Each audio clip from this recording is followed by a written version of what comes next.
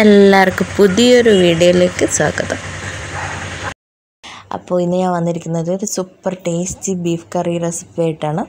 എല്ലാവരും ട്രൈ ചെയ്ത് നോക്കിയിട്ടുള്ള പോലെ തന്നെ ഒരു സിമ്പിൾ റെസിപ്പി. അപ്പോൾ നമുക്ക് റെസിപ്പിയിലേക്ക് കിടക്കാം. അപ്പോൾ അതിന് ഏറ്റവും ആദ്യം വേണ്ടത് എന്താ വെച്ചാൽ നമ്മൾ എല്ലില്ലാത്ത, അതായത് കൂടുതൽ എല്ലില്ലാത്ത ബീഫ് കഷ്ണങ്ങൾ, അധികം മൂത്ത ബീഫ് ആവരുത് കേട്ടോ, കുറച്ച് ഇളം ബീഫ് ആവണം. എന്നിട്ട് അത് ഉപ്പും കുരുമുളകും ശകലം കുറച്ച് മഞ്ഞൾപ്പൊടിയും മുളക് പൊടിയും ഇട്ട് ഒരു 10 വിസിൽ കുക്കറിലടിച്ചത് മീഡിയം ഫ്ലെയിമിലാണ്. അപ്പോൾ അതവിടെ വേവിച്ച് വെച്ചതിന് ശേഷം എന്താ വേണ്ടതെന്ന് വെച്ചാൽ ഫസ്റ്റ് അത് വേവിച്ച് വെക്കണം കേട്ടോ, എന്തായാലും അത് ചെയ്യണം ഫസ്റ്റ്.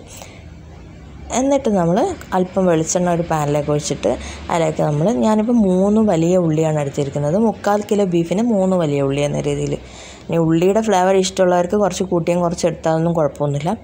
അതെടുത്തിട്ട് അതിലേക്ക് വാടാൻ വേണ്ടിയിട്ട് ഒരല്പം ഉപ്പിട്ട് കൊടുക്കാം. അപ്പോൾ ഉപ്പിട്ട് കൊടുത്തതിന് ശേഷം ജസ്റ്റ് അത് മൂത്ത് വരുന്ന ആ ഒരു സ്റ്റേജ് ആകുമ്പോൾ, മൂത്ത് വരണ്ട ആ ഒരു സ്റ്റേജ് ഒന്ന് വാടി തുടങ്ങുമ്പോൾ അതിലേക്ക് ഇഞ്ചി വെളുത്തുള്ളി പേസ്റ്റ്, ഞാനിപ്പോൾ ഒരു 10 വെളുത്തുള്ളി അതുപോലെ തന്നെ ഒരു വിരലിൻ്റെ കഷ്ണമുള്ള ഇഞ്ചിയാണ് എടുത്തിരിക്കുന്നത്.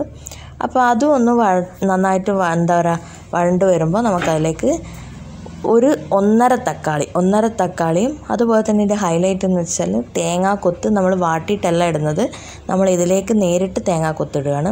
അതും കൂടി ഇട്ട് അല്പം മഞ്ഞൾപ്പൊടിയും അല്പം മുളക് പൊടി ഇട്ട് കൊടുക്കുക.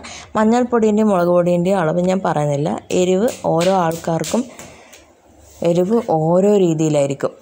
അപ്പോൾ അതിനനുസരിച്ച് നിങ്ങൾ ഇട്ട് കൊടുക്കുക. പിന്നെ അതും ഒന്ന് ജസ്റ്റ് ഒന്ന് വഴണ്ട് വരുമ്പോൾ നമുക്കതിലേക്ക്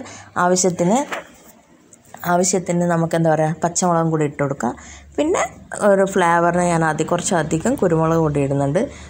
ഓൾറെഡി ബീഫ് വേവിക്കുമ്പോൾ ഞാൻ കുരുമുളക് പൊടി ഇട്ടിട്ടുണ്ട്. നിങ്ങൾക്ക് ഇഷ്ടത്തിനനുസരിച്ച് കുരുമുളക് പൊടി ഇടാം. കാരണം ഓരോരുത്തർക്ക് കുരുമുളക് പൊടിയുടെ ഫ്ലേവർ കൂടുതൽ നിൽക്കുന്നത് ഇഷ്ടമായിരിക്കും, ചിലർക്ക് കുറഞ്ഞ് നിൽക്കുന്നത് ഇഷ്ടമായിരിക്കും. അപ്പോൾ അതും ഒന്ന് ജസ്റ്റ് ഒന്ന് മിക്സ് ആക്കിയിട്ട് നമ്മൾ വേവിച്ച് വെച്ചിരിക്കുന്ന ബീഫ് അതിൻ്റെ അകത്തേക്ക് ഇടുക. എന്നിട്ട് ഒരല്പം നമ്മൾ കയ്യിലെടുത്തിട്ട് ഒരു 2 നുള്ള് ഗരം മസാല പൊടിയില്ലേ, ആ ഗരം മസാല പൊടി അതിൻ്റെ മേലേക്കൊന്ന് വിതറുക. അല്പം കറിവേപ്പില ഇടുക. ഇത്രയും സിമ്പിളാണ് നമ്മളെ ബീഫ് കറി റെഡിയാക്കുന്നത്. ഇനി ഇതൊന്ന് കുറുകി വരികയോ വേണ്ട, ജസ്റ്റ് ഒന്ന് കുറുകി വരിക, ഓവറായിട്ട് കുറുകി വരേണ്ട. കാരണം നമ്മൾ പൊറോട്ടയ്ക്കോ അപ്പത്തിനൊക്കെ കഴിക്കുകയാണെങ്കിൽ അല്പം ചാറുണ്ടാവുന്നത് നല്ലതാണ്. അപ്പോൾ ഇത് ഏകദേശം നന്നായിട്ട് കുറുകി വന്നിട്ടുണ്ട്. എനിക്ക് ഇത്ര വേണം ഇതിൻ്റെ ഗ്രേവി. അപ്പോൾ ഞാൻ അതിലേക്ക് വാങ്ങി വെക്കാൻ പോകുമ്പോൾ, ഗ്യാസ് ഓഫ് ചെയ്ത് വാങ്ങി വെക്കാൻ പോകുമ്പോൾ അല്പം വെളിച്ചെണ്ണയും കൂടെ ചാലിച്ചു കൊടുക്കുകയാണ്. നമ്മുടെ ബീഫ് കറി ഇവിടെ റെഡി ആയിട്ടുണ്ട്.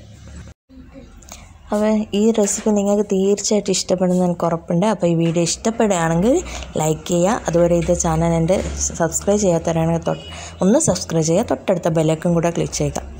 അപ്പോൾ പുതിയൊരു വീഡിയോ ആയിട്ട് കാണുന്നത് വരെ ടാറ്റാ.